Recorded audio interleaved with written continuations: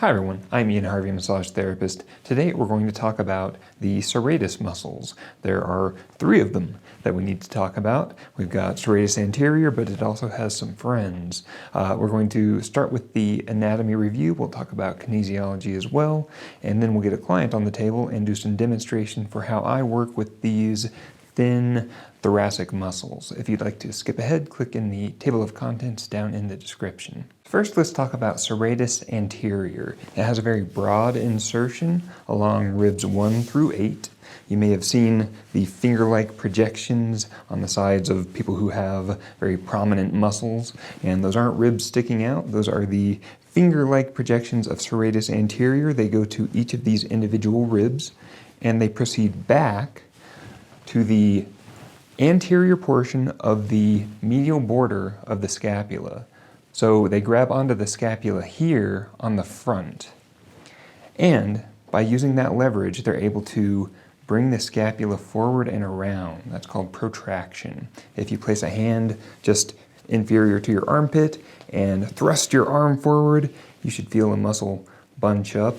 That's the serratus anterior contracting as that scapula protracts. Just as a reminder, this is one of 2 muscles that sits between the scapula and the rib cage. We've got the serratus anterior on the rib cage side and the subscapularis on the inside of the scapula. And those 2 muscles plus some bursae are what allow the scapula to kind of float over the posterior thoracic region. Now, because of all of these individual finger-like connections to these ribs, this muscle is also useful for manipulating the ribs. So if you need to take a big breath and expand the rib cage, the serratus anterior is going to be involved. And the same holds true for these other serratus muscles. The next serratus muscle is serratus posterior superior. So it's up here. It originates from the bottom of this ligamentum nuchae from C7, T1, T2, maybe T3, and it goes down in a Christmas tree pattern to ribs 2 through 5. And again, it's using those finger-like projections going down to individual ribs, so it can assist with pulling those ribs up, allowing you to take a big breath and expand your chest.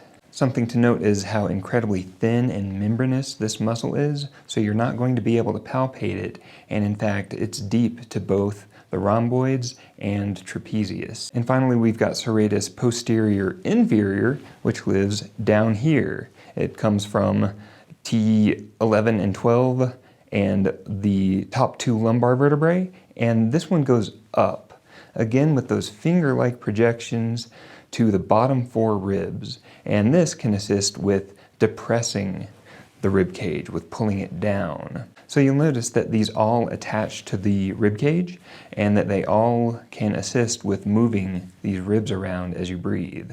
And these can kind of be considered postural muscles. They are part of the reason why your ribs stay in the configuration that they do. And if your client does a lot of chest breathing, if they have a condition which forces them to do more chest breathing, then these muscles can become tighter and tighter, and they can be antagonistic. The lower serratus posterior can fight with the higher serratus posterior. The serratus anterior goes up and it goes down, so all of these muscles crisscross the rib cage, so if there's generally a high tension environment, I'm not going to be focusing directly on one of these muscles too much. Instead, I'm going to be thinking of the thoracic region as a whole. All right, I've got Eddie here with me today. Hey. So let's go over the anatomy again now that we have a client on the table. First, the serratus anterior isn't going to be especially visible while the client is prone like this, but anytime that you're interacting with the side of the thoracic region, especially as you come up toward the axilla, we're going to be interacting with serratus anterior. And again, it originates with these finger-like projections toward the front and side of the thoracic region, going all the way up to the first rib, and the insertion is deep to this scapula. So I'm touching just the very most outermost tendinous portion of the serratus anterior. I can't really do any work on the serratus anterior here, just realize that this is where that insertion is. The serratus posterior superior lives right here, right where my fingers are. This represents those finger-like projections coming from the bottom of that nuchal line, C7, T1, T2, maybe T3, coming down like this, like a Christmas tree, inserting under, so deep to the scapula. And these muscles are deep to the rhomboids and the trapezius muscle. So again, this isn't something that you're going to be able to palpate. It might just feel like a little bit of extra gristle when you're working in this area just medial to the spines of the scapula. And finally, the serratus posterior inferior. These originate from T11, T12, L1, L2, and they come up to the bottom 4 ribs. And again, these are useful for depressing that rib cage. First of all, let's talk about working with serratus anterior while the client is prone like this. I like to come at this from far away, so forget about origin, forget about insertion, and just work broadly. I'm going to come to the very inferior-most portion of the thoracic region with a nice broad conforming hand and actually interact with this lateral scapula and with the axillary region. So I've got just a little bit of jojoba on my hands here. I've got my elbow tucked into my side, and I'm allowing my body weight to drive this. I've got my other hand down here supporting, and what I'm doing with this hand is providing a little locomotion upwards. If the client isn't moving at all, they might be holding just a bit. Or just having a hand here can help the client realize that it's okay for this arm to move. And so I make this a very long, sustained contact. My pressure is down toward the axillary region and angled up.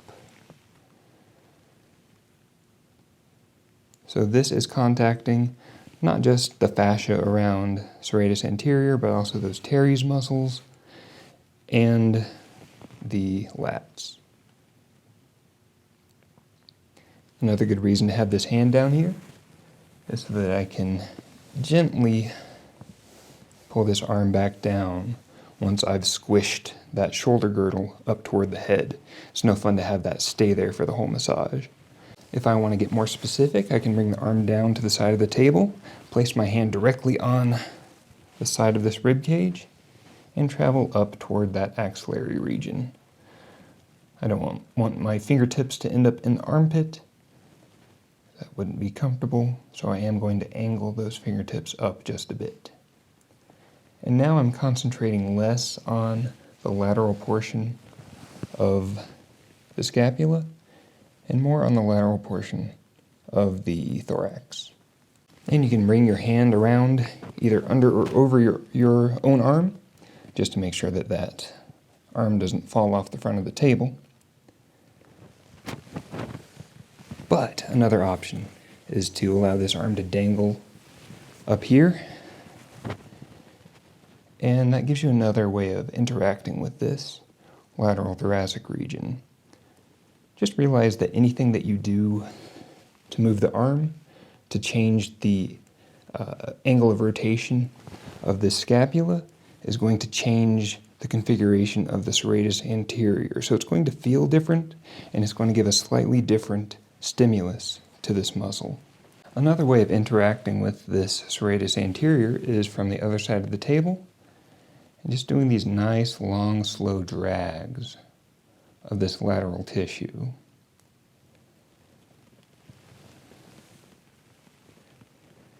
You might not be able to come too far forward on people with substantial breast tissue, but you can still bring your fingers somewhat to the side and do a nice slow drag. And allow this to come from you sitting into your stance. So I'm taking a seat, I'm allowing my hands to conform to the curvature of these ribs, You can allow your fingertips to sink in between the ribs or to follow the ribs themselves to more specifically target the serratus muscle.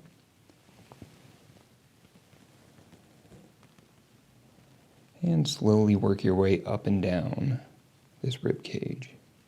When it comes to serratus posterior superior, anything that you do in this region between the upper spine and the scapula is going to affect that muscle. Because of that, I kind of let this other work, my regular petrissage, my regular work in and around this laminar groove, I let that be my work for serratus posterior superior. I very rarely target it directly. That said, if a client has pain that seems deep to this superior angle of the scapula, there are a lot of things that could be causing that. It could be levator scapula, it could be trapezius, it could be rhomboids, and it could be this serratus muscle. That's the reason why it could feel deep to that superior angle, because it is. So if I want to access the muscle that is deep to this scapula, I can either allow my fingers to work deep to that scapula, which is easier on some people than others, or I can have my client bring this arm up and around. And Eddie, go ahead and grab this part of the table. Perfect. So they can grab this face cradle, they can grab the table, or just whatever works for them, or you can have a stool for them. And now that this scapula is nicely protracted, work here will work more directly with these tendinous insertions of this serratus posterior superior. I just ask that you don't overdo it, especially in any one session. Make the contact, sink in just a bit, ask your client how it feels, and allow time to do this work for you. Allow the client's breathing to be a part of this massage. By inviting them to breathe deeply into their chest, that's going to change the shape of this serratus muscle, and it's going to change the rotation of these ribs. So that's going to do some of your work for you. I just ask with this specific work up here in this very thin membranous muscle to not overdo it. When I'm working with this serratus posterior inferior, I just like to come at this from a lot of angles. If I have a client who's having chronic pain in this lower thoracic region, I don't want to focus too much. This is an area that can be, in my experience, more easily provoked than other areas of the body. Too much specific work here can result in post-massage pain and even back spasm. That is not what I want. So I'm going to work with this area slowly and conscientiously. I can follow the direction of these ribs. Again, I can choose to sink in between those ribs to work with the intercostals, or to follow the ribs themselves. Just realizing that this muscle is crossing in this direction, so we're going to be doing cross fiber work here when we're pulling in this direction.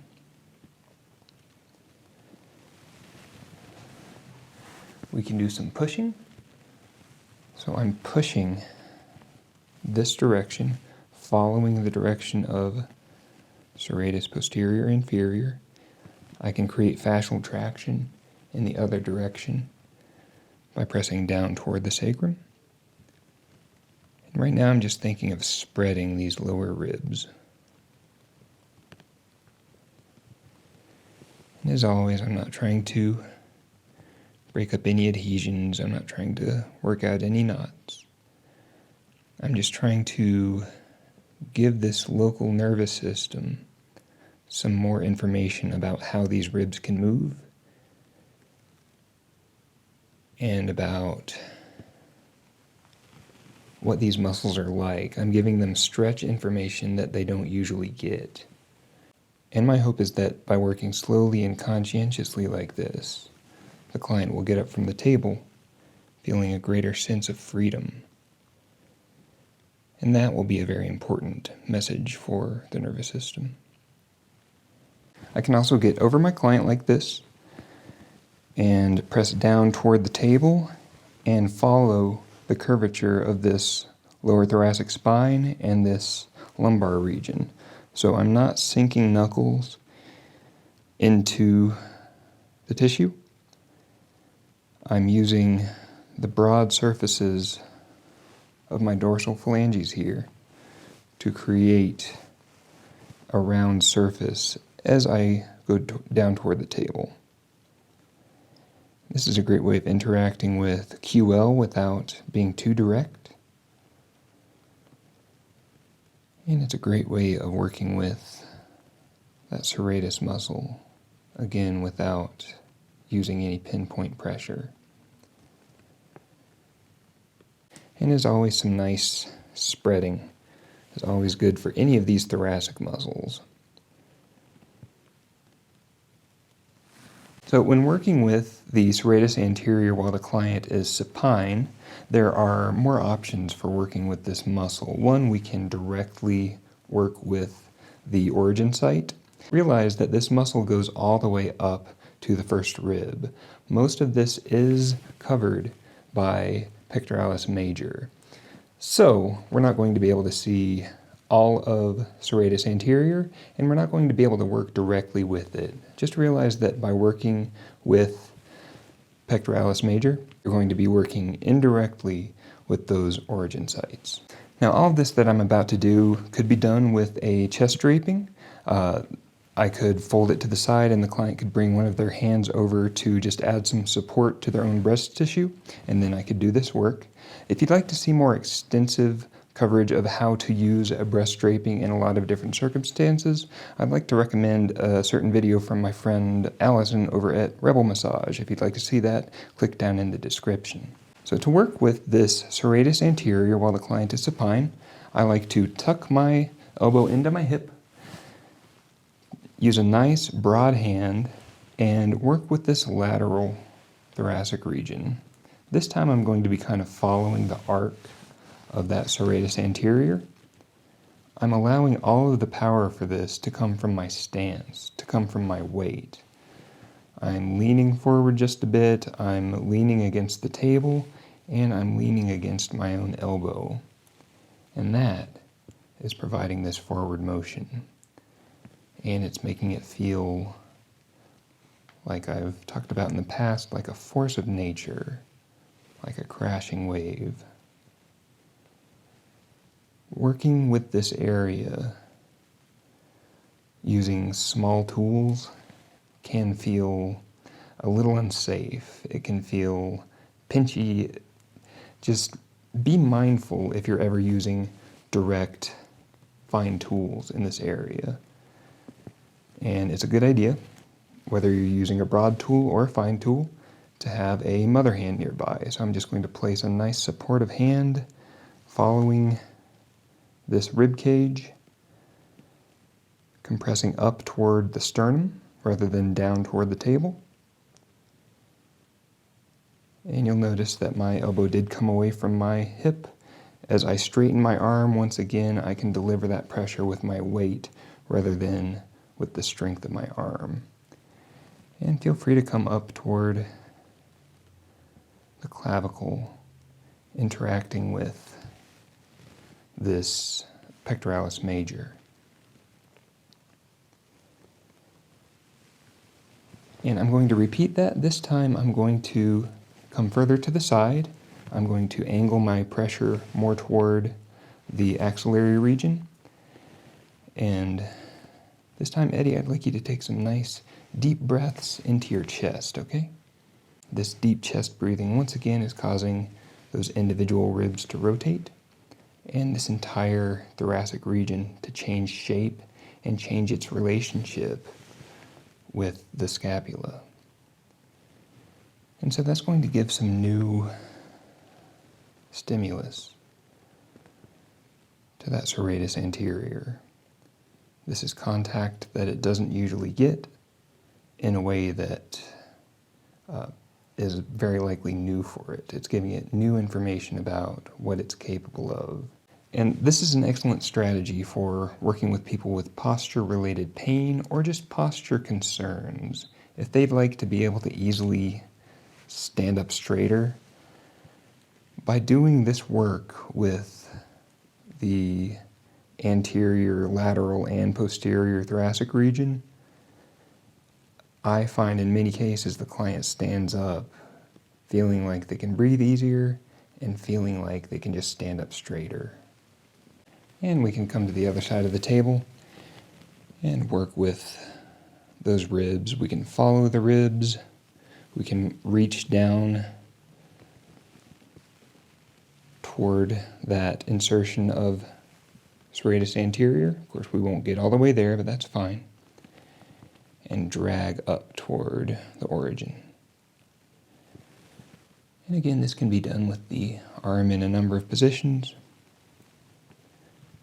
And you could add in that breathing. All right, guys, that's everything that I know about the serratus muscles. Thanks again to my Patreon supporters. I couldn't do it without you. Let me know what you think in the comments. Consider subscribing, and I'll see you next time.